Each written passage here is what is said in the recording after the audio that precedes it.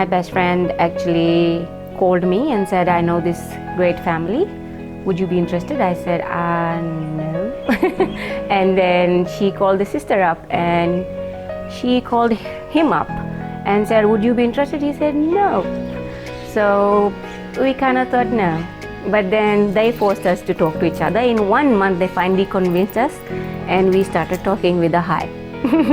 And we became very good friends.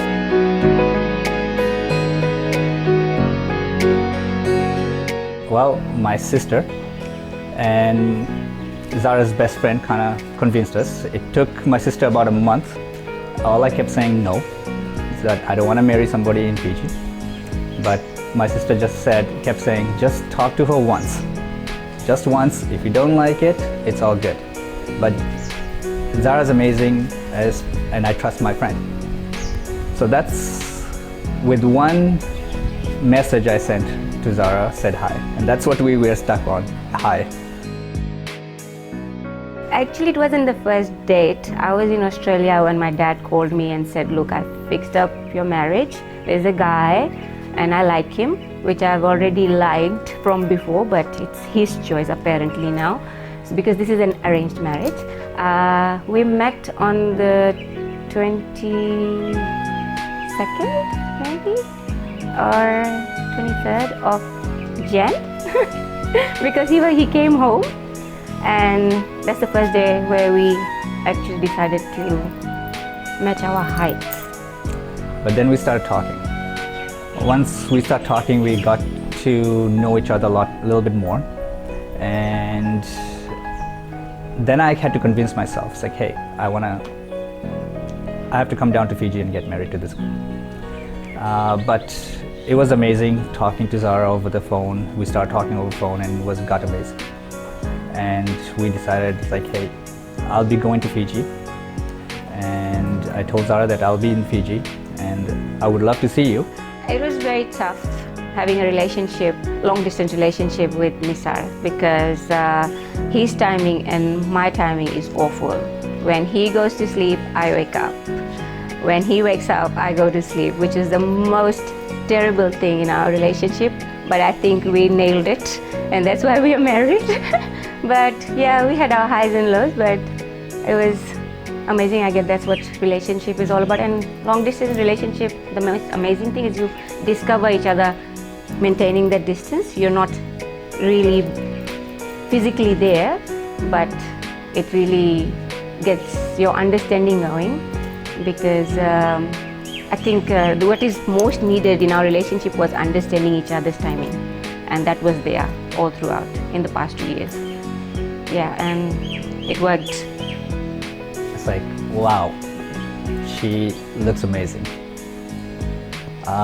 She is beautiful, I know that, but looking in person, and I was like, I just can't believe that I'm gonna get married to Zara. Because I come from a very conservative family, my first date happened only after we were legally married. So that happened in January 25th. But when Zara's dad asked what is my reaction, what I want to do, and what's your future, and I told him, I guess, that I already have a good job. I want to make sure that Zara's happy. That's my main concern, because Zara and I talked about it, and our backgrounds and stuff like that, and my main thing was keeping Zara happy, I think, and I do want to make sure that what Zara is working on, she was studying in Australia, and I just want to make sure that she continues with her study as well. I want to make sure that she finishes her studies and she becomes what she wanted to. And I want to make sure that I can grow with her as well. And at least that way the dad looked at it as like, yes, I think he liked that answer, and then he said yes to it. We actually started talking to each other, like getting to know each other, because that was the first time we were actually sitting alone and discovering each other's likes and dislikes, and which is quite interesting. We had our first argument there too.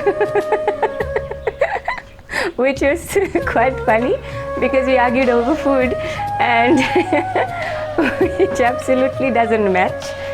I'm North and he's South in food. So yeah, and but it was quite nice. We came back home quite early because my Abba had given us a time frame. And we were back home safe. He's a good guy. Well, my first reaction, I wanted to do this, yes, but I didn't want to show. I'm like, phew. And my heart like was beating like yes. And my cousin looked at me and it's like, there you go. I'm like, yeah, I was. It felt like the happiest person I could be at that moment.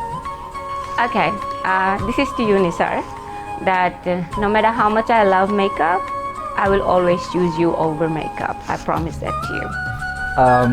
Well, we're gonna have some ups and downs, and since it is our been arranged marriage, we haven't lived together, we haven't known that well.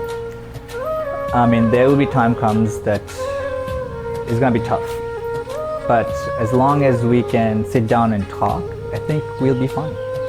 And I do want to see our future, and as we grow, and hopefully we're gonna have kids, and we're gonna have a happily married life. One of the best thing that has ever happened to me was I've never had a guy ever recite a poem for me, and Nisar outdid himself by reciting a poem for me once. So it went something like this. कैसे बताऊं मैं तुम्हें, मेरे लिए तुम कौन हो? कैसे बताऊं मैं तुम्हें? तुम धड़कनों का गीत हो, जीवन का संगीत हो. तुम जिंदगी, तुम बंदगी, तुम रोशनी, तुम ताजगी. तुम हर खुश हो, प्यार हो, पीत हो, मनमीत हो.